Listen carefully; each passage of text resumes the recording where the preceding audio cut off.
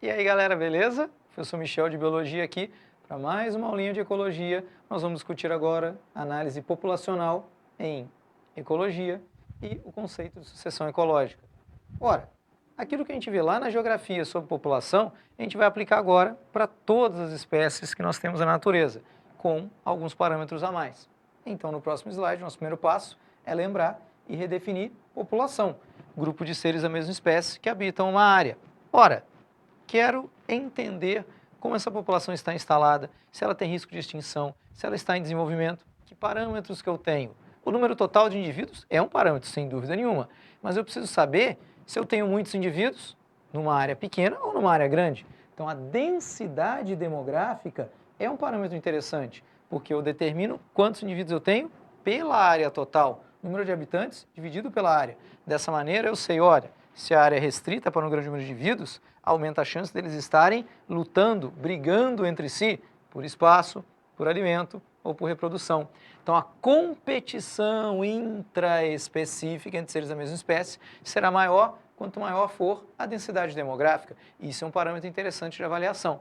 Como é que eu sei o que limita a população? Ora, eu tenho que ver quantos nascem, quantos morrem, quantos entram vindos de outra área e quantos vão para outra área. A natalidade, a mortalidade, a imigração e a imigração são os fatores limitantes do desenvolvimento populacional. Como é que eu sei se a população está crescendo? O que aumenta o número de indivíduos? Os nascimentos e as entradas. Então, se eu somar todos que nasceram e todos que entraram por migração, e se esse número for superior aos que morreram ou saíram, a população está crescendo. Quando é que eu vou saber se a população está em declínio? Quando o número de mortos, a mortalidade e os que estão migrando por emigração, estão saindo, for superior aos que nasceram ou que estão entrando. Quando é que a população é dita agora que está instável em estabilidade? Quando o número de nascimentos e imigrantes equivale ao de mortos e emigrantes. Beleza, então nós conseguimos entender se a população está em crescimento, se ela está em declínio ou se ela está estabilizada, avaliando esses parâmetros. Agora, indo mais para o lado da ecologia, porque até agora a gente pegou mais aquilo que vocês já viram na geografia, a gente tem outros parâmetros para analisar. Como é que é o crescimento normal de uma população? Próximo slide, a gente mostra para vocês o crescimento ideal da população seria qual? Exponencial. Se tudo fosse lindo, maravilhoso, fantástico, tem espaço à vontade, tem comida à vontade, não tem predador, não tem parasita, está tudo fantástico. Esse é o crescimento máximo. Eu vou chamar isso de potencial biótico. É o potencial que a população tem naquele meio agora para crescer. Esse é um crescimento que parece infinito. É ideal, não é o real. Porque na realidade, vamos olhar no próximo slide, nós temos predadores, nós temos competição, nós temos falta de alimento, nós temos mudanças climáticas. Então, peraí, olha ali, ó, preto seria o crescimento ideal, que nós acabamos de falar, a curva de potencial biótico. Mas não vai ser desse jeito, porque o ambiente não é real. Não tem comida para todo mundo, não tem espaço para todo mundo, tem predador, tem parasita. Então, o crescimento vai ser o da curva vermelha. Um crescimento real até chegar no limite do ambiente, que é aquela linha azul. E aí vai oscilar próximo àquilo. A diferença entre o ideal e o real, entre o potencial biótico e a curva de crescimento normal, é uma área. Eu vou chamar isso de resistência do meio ou resistência ambiental. Então, como já aconteceu em vestibular, eles vão dar dois gráficos para vocês, duas espécies diferentes, e falar qual dessas aqui está melhor adaptada ao ambiente. Ué, para estar bem adaptada, quer dizer que o ideal e o real têm que ser próximos. Então, quanto menor a resistência ambiental, mais favorável ao ambiente para a espécie, melhor adaptada ela está.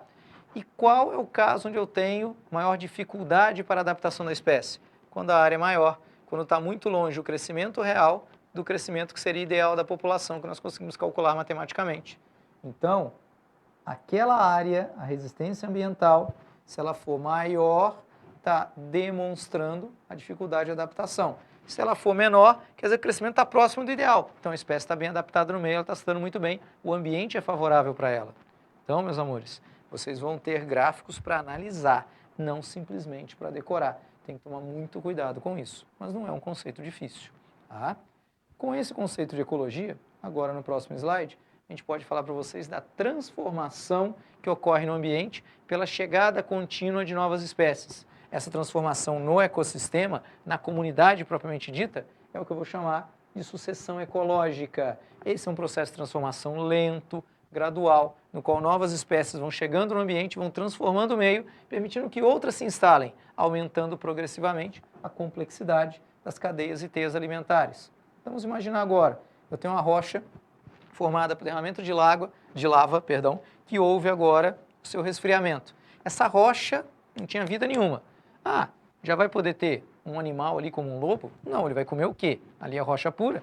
Ah, mas vai poder se instalar então um autótrofo? Vai, mas pode ser uma árvore? E não, aqui é muito duro ainda para as raízes conseguirem fixar. Então nós teremos seres que vão se instalar inicialmente numa área agora onde eu tenho rocha lisa, onde eu tenho lava agora resfriada.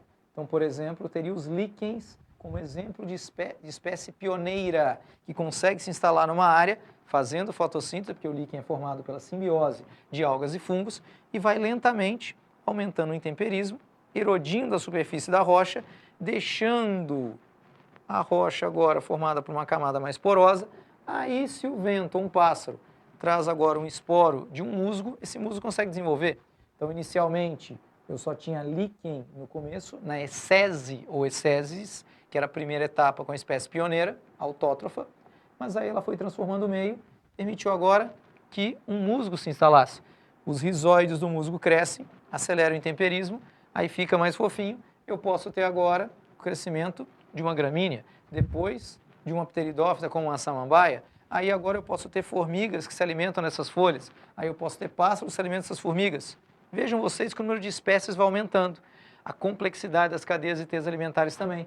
Então nós temos sucessivas esseses, ou esseses, perdão. Nós temos a essese inicial, sucessivas séries, estou me confundindo já. Sucessivas séries, primeira série, segunda série, terceira série, pelas transformações que esses seres vão fazendo no ambiente, permitindo o aumento progressivo da biomassa, da complexidade das cadeias e teias alimentares. Chega no final, quando eu tiver o máximo de complexidade das cadeias e teias alimentares, a maior biomassa possível, a maior biodiversidade, eu falo que a comunidade chegou ao seu clímax. A floresta amazônica, por exemplo, é uma comunidade clímax. Mas peraí, Michel, chegou no clímax vai ficar para sempre? Não, o ambiente não é estático. A gente pode ver no próximo slide. Se eu tiver agora uma destruição do ambiente, então, por exemplo, tive uma avalanche, tive um derramamento de lava, onde tinha vida. Quando não tinha vida, eu vou chamar a sucessão de primária. Quando tinha vida, ela foi devastada por inundação, um incêndio, uma avalanche, a lava, destruí tudo e vou começar do zero. Onde havia vida, vou recomeçar, eu vou chamar de sucessão secundária. Então aí nós temos novos seres vão se instalando, primeiro os pioneiros nas esseses, depois nas sucessivas séries, outros seres vão permitindo a chegada de novos. Isso vai transformando o meio até chegarmos ao máximo de biodiversidade. Então, por exemplo, você pega uma floresta, queima uma área de floresta para fazer uma plantação. Aí você abandona a plantação, lentamente a floresta vai se restabelecendo. Essa sucessão ecológica secundária. Ah, eu tinha uma área de cerrado, teve um incêndio. Lentamente aquela área vai se recompondo. É sucessão secundária. Então, quando a gente vê documentários, reportagens falando sobre incêndios que devastam parques florestais e fala, olha, vai demorar 15 anos, 20 anos, 40 anos para recuperar a área.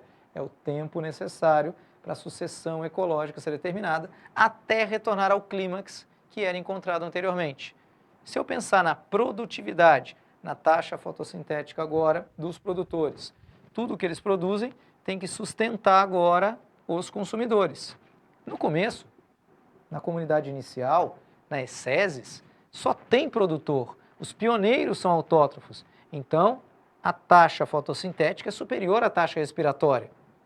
À medida que as sucessivas séries vão se estabelecendo, vão chegando mais e mais consumidores. Então, a taxa respiratória aumenta. Estão chegando novos produtores também, mas o número de consumidores vai aumentando. Quando que eu sei que está no clímax? Quando eu tenho equilíbrio entre fotossíntese e respiração.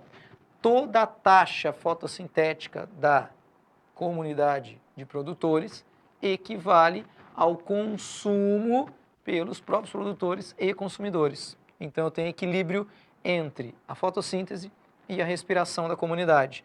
Quando chego no clímax, eu tenho maior biodiversidade, maior variedade de cadeias e teias alimentares, maior biomassa e equilíbrio entre fotossíntese e respiração. Tá legal? Assim vocês começam, entendem como é que a gente identifica uma chamada comunidade de clímax. Lembrando que essas transformações demoram décadas, demoram bastante agora, tanto para começar sucessão primária, quanto para renovar depois de uma catástrofe, sucessão secundária. Legal, galerinha? Obrigado pela atenção mais uma vez, espero que tenha sido útil. Aquele abraço, valeu!